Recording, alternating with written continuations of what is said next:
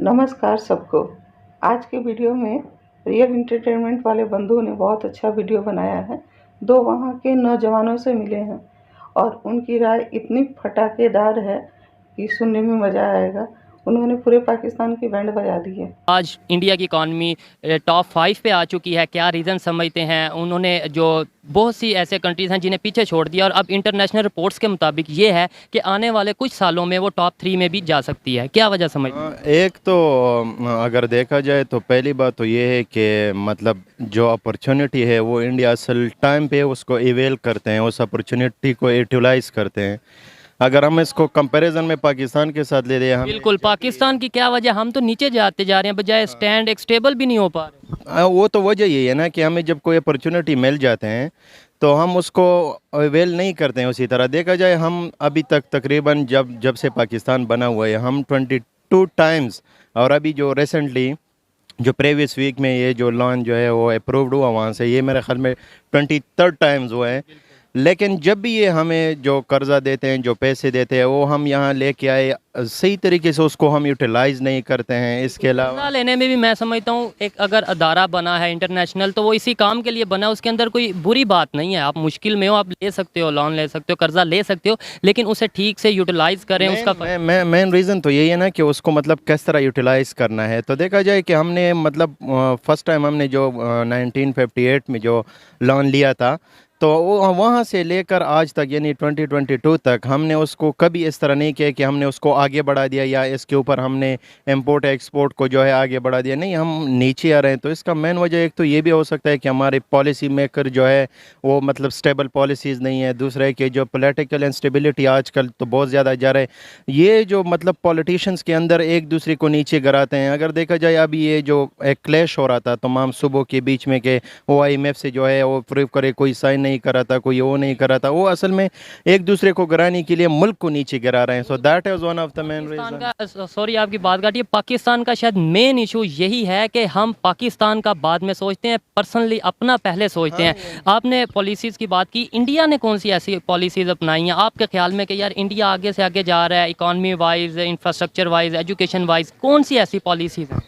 अभी जब इंडिया की अगर बात किया जाए तो इसमें तो एक है कि उसके पास फ्रीडम बहुत ज़्यादा है। वो किसी मुल्क का वो इसी तरह पॉलिसीज़, उसका फॉरेन पॉलिसी अगर देखा जाए तो बिल्कुल फ्री है, बिल्कुल मतलब इस बात की तारीफ तो हमारे जो ex prime minister Imran Khan है उन्होंने भी प्रॉपर की है कि इंडिया की। हाँ, अभी देखा जाए अमेरिका, अभी देखो ना मतलब हम ये कह सकते हैं कि इंडिया एक राइट हैंड है अमेरिका की एशिया में। लेकिन अभी देखो पाकिस्तान मतलब अमेरिका ने पाकिस्तान को कहाँ से 1947 से अभी तक उन लोगों ने उसको यूटिलाइज़ किया है। लेकिन फिर भी हमारे ऊपर उसने कुछ सैंक्शन लगाए कि ये नहीं करना है, वो नहीं करना है।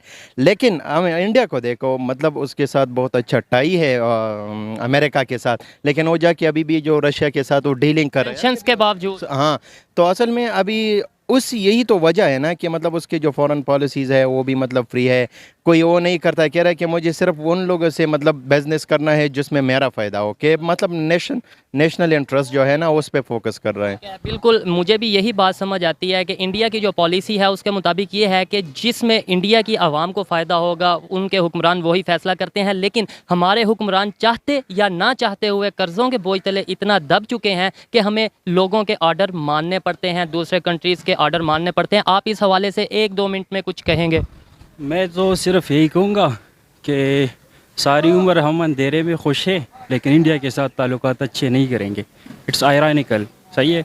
मतलब ये अगर इंडिया के साथ हम इंपोर्ट एक्सपोर्ट शुरू करें तो इतनी स्टेबिलिटी आ जाएगी हमारी इकोनॉमी में, लेकिन हम वो नहीं। जो आपने सॉरी पहली बात किया वो मुझे एक दफ़ा दोबारा से बोलिएगा। मतलब ये है कि हम लोग इस चीज़ में खुश हैं कि अंधेरे में रहे, भूखे रहे, प्यासे रहे, लेकिन इंडिया के साथ ताल्लुकात अच्छे नहीं करेंगे। एक ये चीज़ हमारे बचपन से हमारे माइंड में डाल दिया गया है, सही है ना। अब देखिए एक करप्शन की एक दूसरी मिसाल मैं आपको दूँ। वाघा बॉर्डर पे बंदा जाता है, क्यों जाता है? सही है, नॉर्मल बंदा जाके वहाँ पे वो इतना मोरली और इस हवाले से जो है ना वो करप्ट हो के वो एक उसी के ख़िलाफ़ जो है ना वहाँ पे एक इसके बजाय अगर हम एक फ्रेंडली माहौल क्रिएट कर ले, बजाय ये कि पाव को कौन ज़्यादा ऊपर करेगा, इस पे पैसे इकोनॉमी की बढ़ रही, इस चीज़ के भी पीछे जो है ना ज़बरदस्त बात की है कि हमें सिखाया ये जा रहा है कि शायद इंडिया हमारा दुश्मन है, शायद इंडिया से हमें बहुत नुकसान होता है। जबकि देखा जाए, अगर इंटरनेशनली देखा जाए तो बहुत से ऐसे कंट्रीज़ हैं जिनके दरमियान वर्ल्ड वार हो चुकी है और आज वो ऐसे आपस में तल्लुकात बनाए। दूसरा ये है कि मैं मतलब हम वहाँ पे जाते हैं तमाशा देखने, किस चीज़ के लिए कि कौन ज़्यादा पाव ऊपर करेगा। ये तो हमारा हाल है, हम सब का ये हाल है, बहुत अफसोस की बात है। पर ये है कि इंडिया की पॉलिसीज़ के बारे में एक दो लाइन बताएं कि आखिर क्या उनकी ऐसी पॉलिसीज़ हैं कि वो बेहतर जा रहे हैं, क्या उनके माइंड में ऐसा नहीं है कि पाकिस्तान को मतलब ये कि वो आगे निकल चुके हैं। दूसरा ये है कि हमारे अवाम को तो दोनों तरफ पे बेवकूफ़ बनाया जा रहे हैं, लेकिन वहाँ के जो पॉलिटिशियंस है या पॉलिसी मेकर्स है वो इन चीज़ को जो है ना वो नेशन के बेस के लिए करते हैं।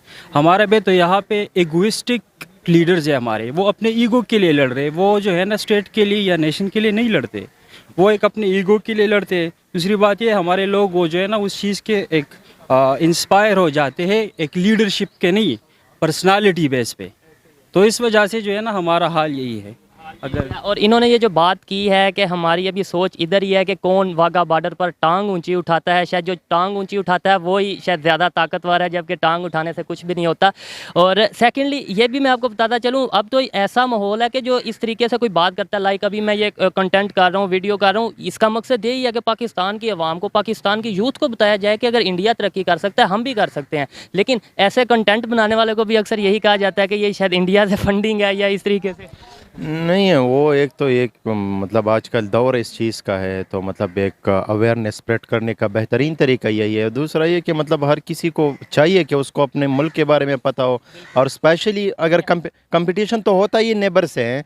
तो देखो हमारे पास मतलब जब इंडिया जिस तरह के कंपटीशन कह लें या एग्जाम्पल कह लें कि यार देखो उसने अच्छा किया हम भी कर सकते हैं। कर्जे की बात छोड़ दी जाए तो इन्होंने जो भी बात बताई वो हमारे आसपास के सभी देशों की एक ही समस्या है। वहाँ की राजनीतिक ढांचा कुछ इसी तरह से बना हुआ है जैसा ये बोल रहे हैं। और एक और समस्या है, भारत के आसपास में जितने देश हैं, मालूम नहीं क्यों इनको आम रसीला नहीं होता जब तक वो पीला पीला वाले नहीं होता सिद्धांत पे रहते हैं। ये सब बूढ़े नेता पसंद करते हैं, ऐसे नौजवानों को ये लेकर के सामने नहीं आते। ये बूढ़े नेता थोड़ा घर में बैठे और ऐसे नौजवानों के हाथ में काम दें तो कितना अच्छा हो, लेकिन ये लोग केवल अपनी बातें रख सके यही बहुत है। इनकी सुनता तो कोई है नहीं, सब करेंगे अपने घटिया राजनीति के अनुसार ही देश चलाएंगे। करे क्या इंसान। ये बीमारी यहीं पर नहीं है, जितने बड़े देश हैं, रसिया, चाइना, अमेरिका, सबके साथ यही बीमारी है। यहाँ तक कि ऑस्ट्रेलिया में भी ये सब बूढ़े नेता पसंद करते हैं। नए नौजवानों को ये कभी जल्दी राजनीति में आगे नहीं आने देते। हाँ, कोई अपवाद भी है, यानी कि कुछ ऐसे देश भी हैं जहाँ की नए नेता आते हैं, जैसे कि फ्रांस है, कनाडा है, यहाँ पर बिल्कुल नए नेता आए हुए हैं। अभी यूके भी इस हिसाब से आगे निकल गया है, उन्होंने भी ऋषि सुनक को चुना है और लीज भी बिल्कुल नई नेता थी। लेकिन बाकी देशों का तो कहना ही बेकार है, वहाँ पे सारे बूढ़े बूढ़े नेता को लेके आते हैं और नौजवानों को फ्रस्ट्रेशन में डालते रहते हैं। नौजवान का फ्रस्ट्रेशन देखिए कि वो पढ़ाई करे और देश की अगर राजनीति सुनता है तो उसका दिमाग ऐसे ही बौखला जाता है। जय हिंद।